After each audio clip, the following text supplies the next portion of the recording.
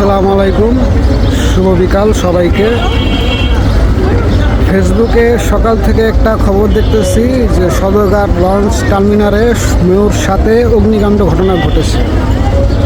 আসলে এরকম কোনো ঘটনাই ঘটেনি। এই ঘটনাটা আরও 2 বছর আগে।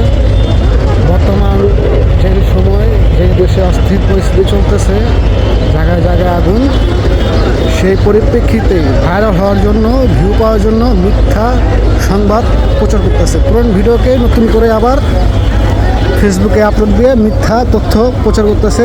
এগুলো থেকে সাবধান, সবাই সঠিক তথ্য দিন, সঠিক থাকুন, সঠিক পরামর্শ দিন। এই ভুল ভাল তথ্য দিয়ে মানুষকে বিভ্রান্তিতে ফেলাবেন না। আমার এলাকা এই সদরঘাটের পাশেই আমার দোকান প্রতিষ্ঠান, এই যে এখানেই আমি এখানে বসে আছি, অথচ আমার ফেসবুকে খবর আসছে কি যে সদরঘাট লঞ্চ টার্মিনালে আগুন লাগছে মোর সাথে। এরকম কোনো ঘটনাই ঘটেনি।